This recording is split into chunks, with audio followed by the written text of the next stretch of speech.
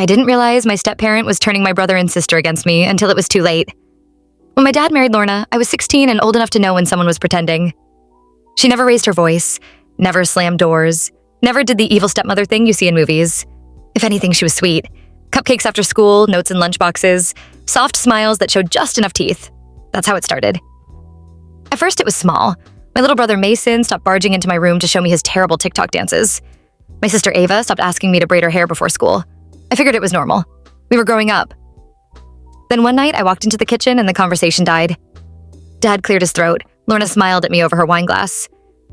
"We were just talking about responsibility," she said lightly. "Your sister feels like you've been distant lately." I blinked. Distant? Ava wouldn't look at me. "You're busy." Busy? I had literally picked her up from soccer that afternoon. That was the first time I felt it. That subtle shift. Like I had missed a meeting where everyone decided I was the problem. Over the next few months, the house changed temperature around me. Mason stopped asking for my help with homework. Ava started locking her phone when I walked by. When I'd defend myself, Lorna would gently sigh. "I think you might be misinterpreting things," she'd say, placing a calming hand on Dad's arm. "The kids are just expressing their feelings." Expressing their feelings. About me. One Saturday, I overheard her in the living room with Ava. "I just worry she resents you," Lorna said softly. "Sometimes older siblings get jealous when the family dynamic changes." Jealous? I stepped into the doorway. Jealous of what? Ava flinched like I'd caught her doing something wrong. Lorna turned slowly, all wide eyes and concern. "Oh, sweetheart, we were just having girl talk." Girl talk. After that, the accusations got bolder.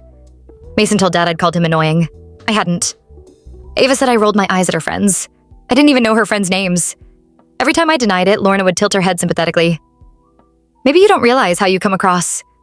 The worst part? My dad started believing it. Not fully, but enough. "I just want you all to get along," he'd say. "Tired.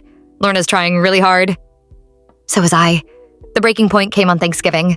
Ava refused to sit next to me. Mason snapped when I passed him the mashed potatoes. "Stop acting fake," he muttered. Fake. I looked across the table at Lorna. She met my eyes for a split second, and she smiled. Not sweet, not soft, victorious. That night, I packed a bag and called my aunt. I needed space before I started believing I was the villain they'd painted. It's been 2 years. Mason texts me sometimes, carefully, like he's sneaking. Ava followed me on Instagram again last month. And Lorna? She still comments "so proud of you" under my posts. People think manipulation looks loud and obvious. It doesn't.